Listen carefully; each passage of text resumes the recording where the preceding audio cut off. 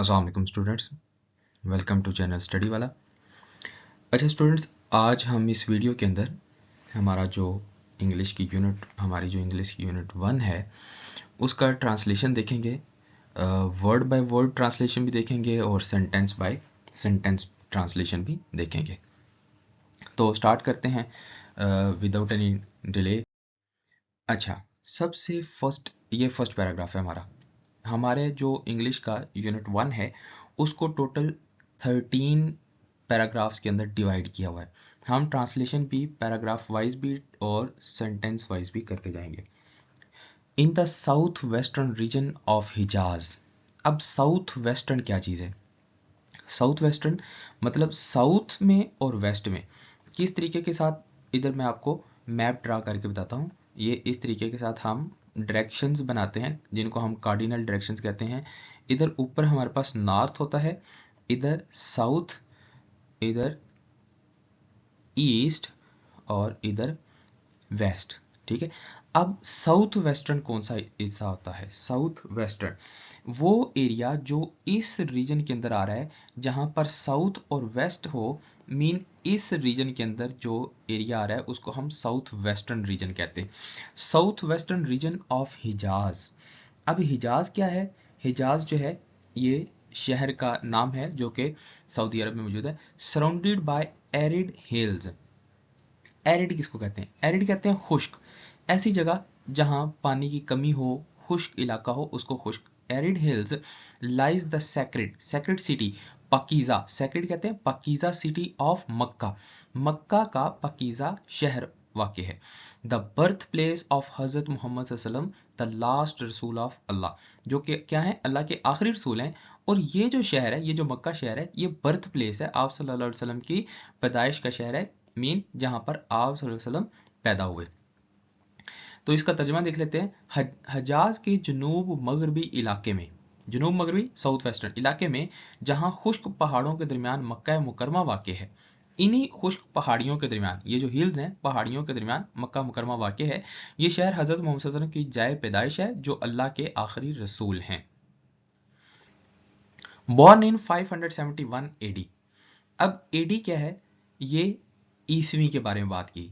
जैसे ये आज हम 2026, 2025, 2027 की बात करते हैं, इसी तरीके के साथ ये 571 है। Born in 571 AD. हजरत मोहम्मद सल्लल्लाहु अलैहि वसल्लम कब पैदा हुए? 571 ईस्वी में। In to the noble and highly esteemed. Esteemed का क्या मतलब होता है? इस्टीम्ड का मतलब होता है मुअज़्ज़ज़।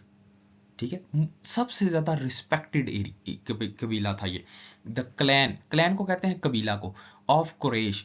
कुरैश का जो ये एक जो सबसे मुअज़्ज़ज़ रिस्पेक्टेबल कबीला था कुरैश का, आप सल्लम वहां उनके यहाँ पैदा हुए। रसूलुल्लाह सल्लम known as the benefactor of humanity. यहाँ इसमें लफ्ज़ है बेनिफैक्टर। बेनिफैक्टर का मतलब है ऐसा शख्स जो दूसरों को देने वाला हो, चाहे वो सपोर्ट हो, चाहे वो किसी भी किस्म की हेल्प हो, देने वाला बेनिफैक्टर। मोहसिन, हम इसका मतलब लेंगे मोहसिन कायनात, बेनिफैक्टर ऑफ ह्यूमैनिटी, मोहसिन इंसानियत। ह्यूमैनिटी इंसानियत, तो बेनिफैक्टर ऑफ इंसानियत। appeared at a time when the world was engulfed। engulfed का मतलब होता है घिरा हुआ। हम वो तमाम उसके अंदर सराउंडेड, कंज्यूम्ड, ऐसी चीज जो किसी चीज के अंदर गुम हो गई हो। engulfed in ignorance। उस वक्त दुनिया किस चीज के अंदर गुम हो गई हुई थी? इग्नोरेंस। इग्नोरेंस कहते हैं जहालत को। And moral decay, moral decay कहते हैं अखलाकी जवाल को। जहालत और अखलाकी जवाल के अंदर उस वक्त दुनिया डूबी हुई थी जब आप सल्लल्लाहु अलैहि वसल्लम दुनिया में तशरीफ लाए। तो ये इसकी ट्रांसलेशन भी है। आप साथ साथ ट्रांसलेशन भी देखते जाइएगा, मैं आपको वर्ड बाय वर्ड इधर से समझाता जा रहा हूँ। The social fabric. फैब्रिक किसको कहते हैं? फैब्रिक कहते हैं एक हिस्सा, पार्ट, पोर्शन ऑफ सोसाइटी। ठीक है, fabric of society was torn. Torn कहते हैं फट जाना, पार्ट्स में तकसीम हो जाना।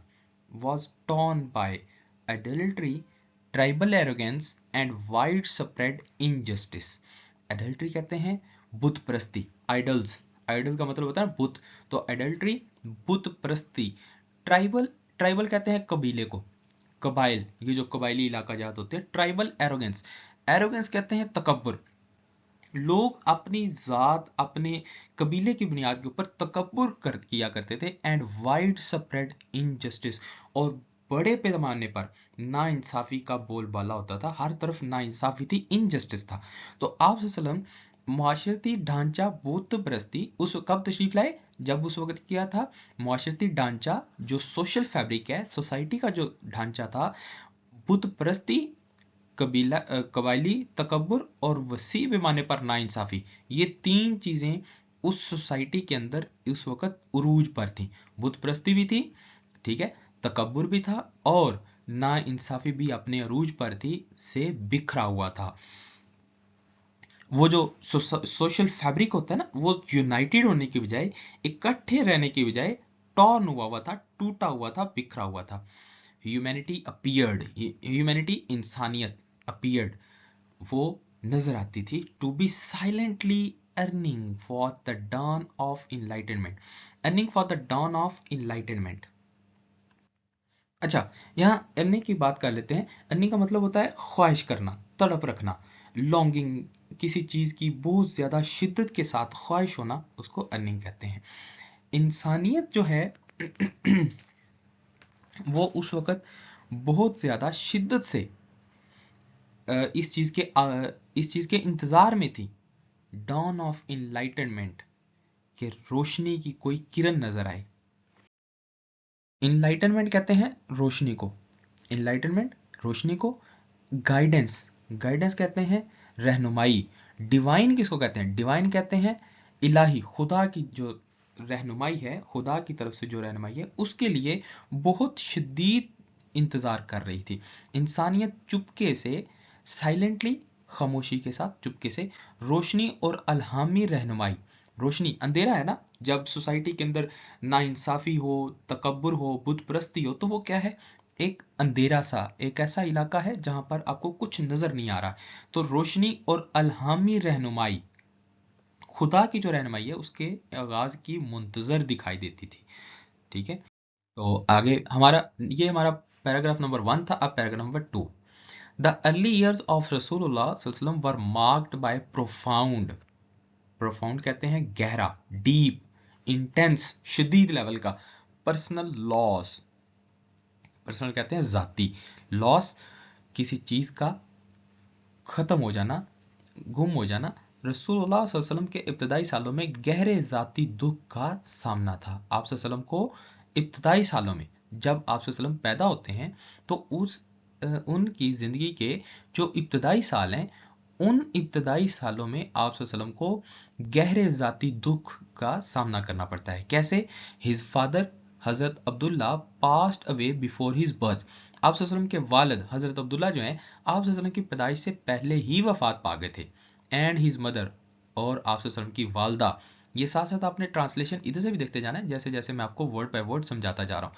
हजरत आमना डाइड व्हेन ही सल्लल्लाहु अलैहि वसल्लम वाज ओनली 6 years old। अब वालिद जो हैं, वो आप वसल्लम की पैदाइश से पहले वफात पा गए हैं। ठीक है, और जो वालदा हैं, वो आप वसल्लम की जब उम्र 6 साल हुई तो वफात पा गई।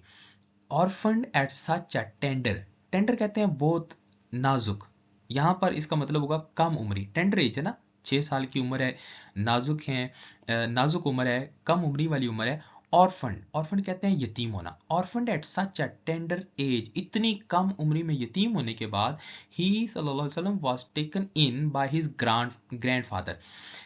आप वसल्लम को परवरिश, आप वसल्लम की परवरिश का जिम्मा किसने लिया?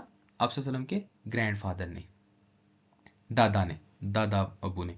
ठीक है, क्या कौन थे, उनका नाम क्या था? हजरत अब्दुल मुत्तलिब। ये साथ आपने एमसीक्यूज के पॉइंट ऑफ व्यू से भी देखते जाना है। दादा का क्या नाम था? हजरत अब्दुल मुत्तलिब। एंड किस उम्र में सबसे पहले किसने आप वसल्लम को परवरिश के लिए जिम्मा लिया? हजरत अब्दुल मुत्तलिब ने। हु लविंगली केयर्ड, बड़ी शफकत के साथ, मोहब्बत के साथ जिन्होंने ख्याल रखा, for him until his own passing away 2 years later, जो कि कब तक? जब तक वो खुद 2 साल बाद दुनिया से तशरीफ नहीं ले जाते, वफात नहीं हो जाती है। इतनी कम उम्र में यतीम होने के बाद आप सल्लल्लाहु अलैहि वसल्लम को आप सल्लल्लाहु अलैहि वसल्लम के दादा हजरत अब्दुल मुत्तलिब ने अपने पास पाला और 2 साल तक आप सल्लल्लाहु अलैहि वसल्लम की मोहब्बत से देखभाल की, यहाँ तक कि हजरत अब्दुल मुत्तलिब की भी वफात हो गई।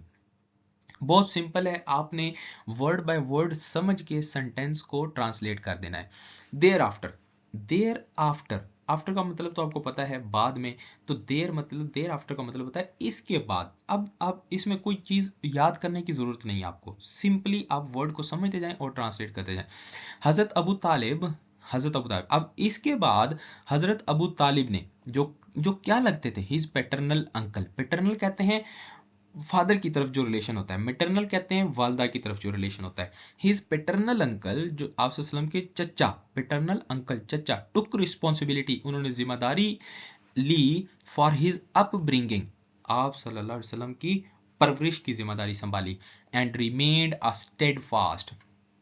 अब स्टेडफास्ट का मतलब होता है साबित कदम, वफादार, लॉयल, ठीक है, रेजोल्यूट, जिस यानी कि जिस जो पाबंद रहे, जो जिसका डगमगाए नहीं, और हमेशा उन्होंने क्या किया, गार्डियन के तौर के ऊपर वो साबित कदम नजर आए, guardian through out his youth.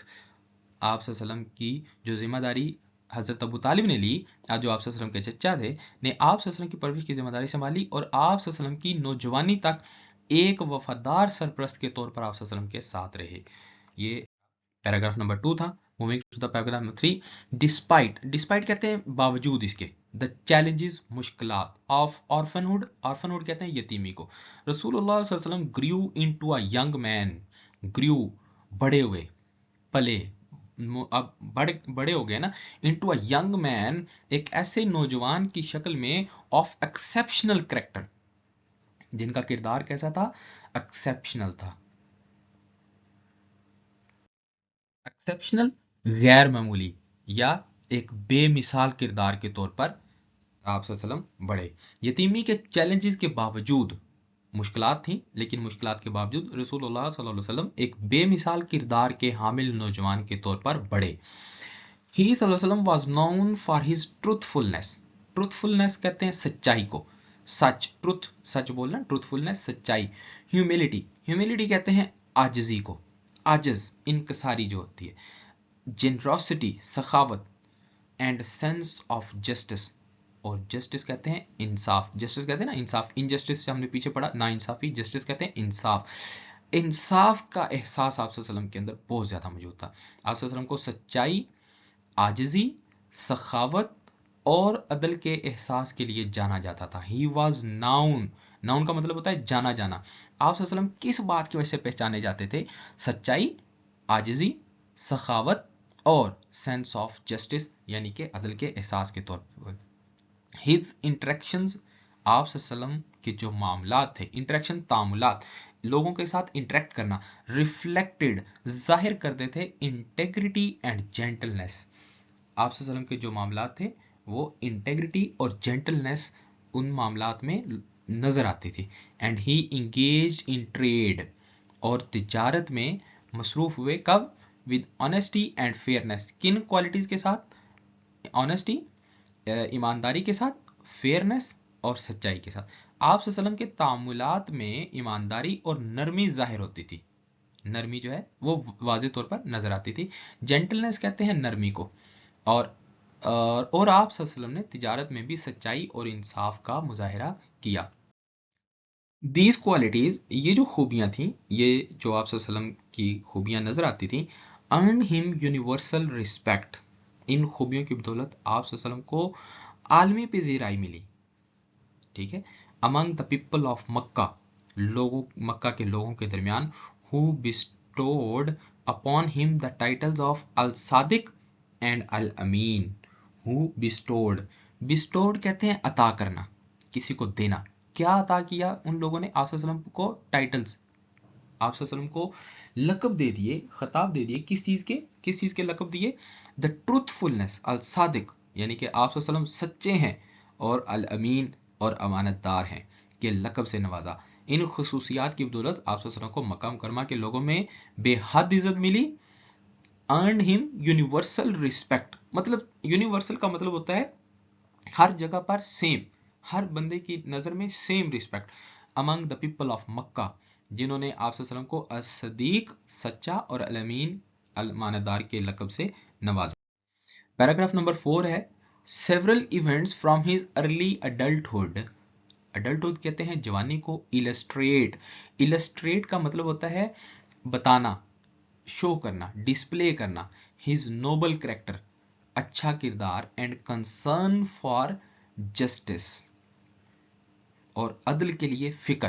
Concern कहते हैं किसी चीज के बारे में फिक्रमंद होना। हजरत मोहम्मद सल्लल्लाहु अलैहि वसल्लम की जवानी के कई वाकयात उनके बुलंद किरदार और अदल के लिए फिक्र को उजागर करते हैं। Illustrate his noble character, noble कहते हैं बुलंद किरदार, आला किरदार, एंड कंसर्न फॉर जस्टिस, और इंसाफ के लिए एहसास को उजागर करते हैं। ऑन सच इंसिडेंट, इसी तरह के एक वाक्य है, वॉज हिज पार्टिसिपेशन, आप सल्लल्लाहु अलैहि वसल्लम की जो शमूलियत थी, इन हिल्फुल फजूल, हिल्फुल फजूल में आप सल्लल्लाहु अलैहि वसल्लम की शिरकत। एक ऐसा ही वाक्य था, हिफ्जुल फजूल में आप सल्लल्लाहु अलैहि वसल्लम ने जब शिरकत की।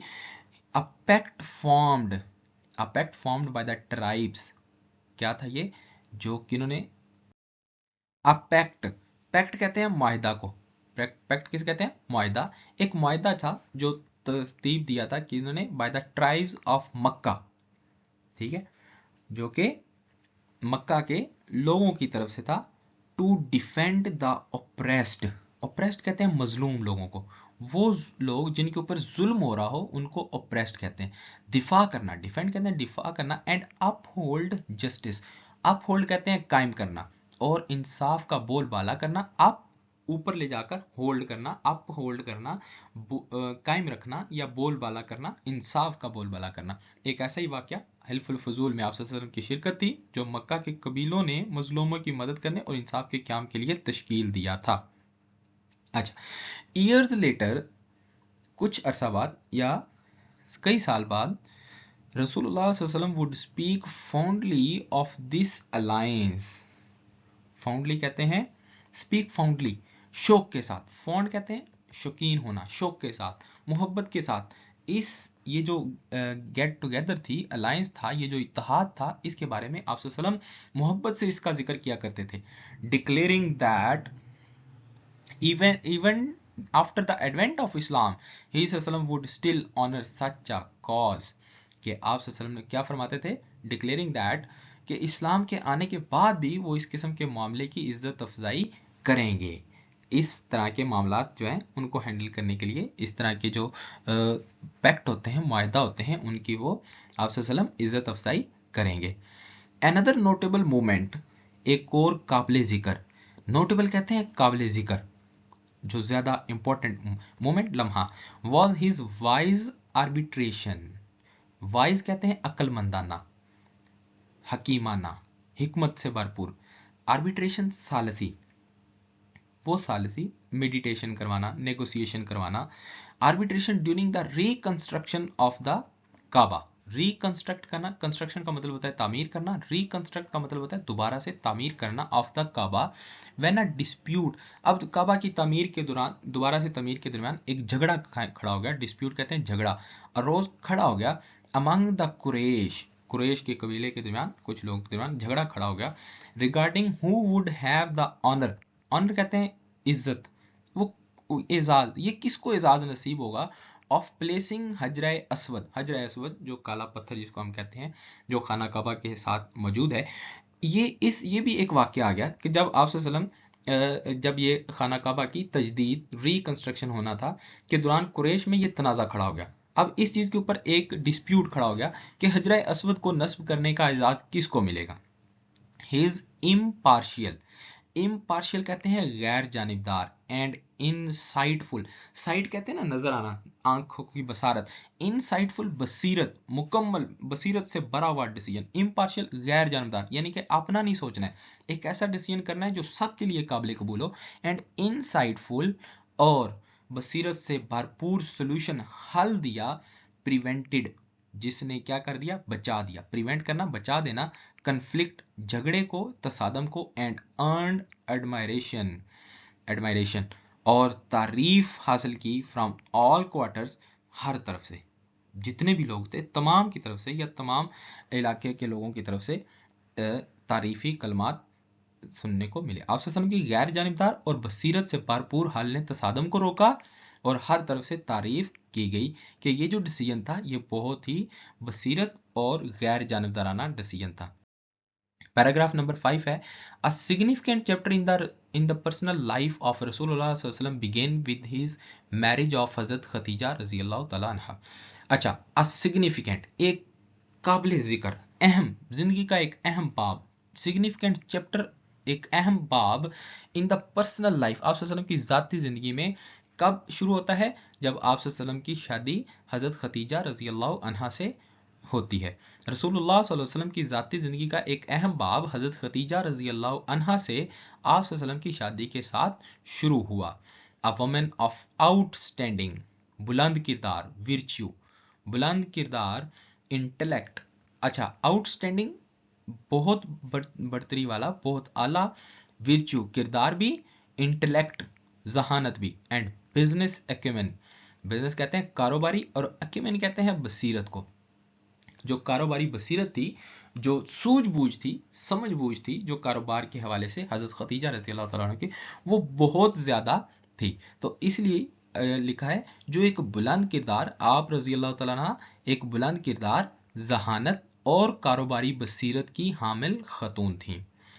शी रज़ी अल्लाह तआला अन्हा हैड इनहेरिटेड, इनहेरिट कहते हैं विरासत में मिलना, had inherited her father's prosperous trade, prosperous कहते हैं खुशहाल, अच्छा चलता हुआ कारोबार था, ट्रेड कहते हैं तिजारत को।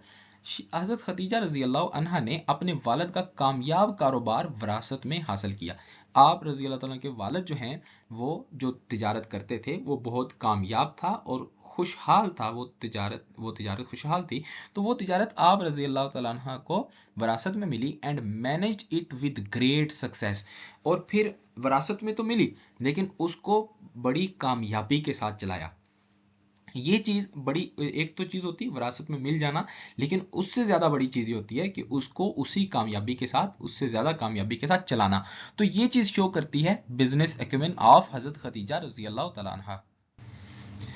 Upon hearing of the integrity of रसूलुल्लाह सल्लल्लाहु अलैहि वसल्लम in business dealings, upon hearing सुनने के बाद, जब आप रजी अल्लाह तआला अन्हा ने सुना, क्या जब हजरत खदीजा रजी अल्लाह अन्हा ने रसूलुल्लाह सल्लल्लाहु अलैहि वसल्लम की कारोबारी मामलात में इंटेग्रिटी इन ऑफ रसूलुल्लाह इन बिजनेस डीलिंग्स, कारोबारी मामलात के अंदर जो ईमानदारी के बारे में सुना, शी रजी अल्लाह तआला अन्हा entrusted him with the trade expedition to Syria.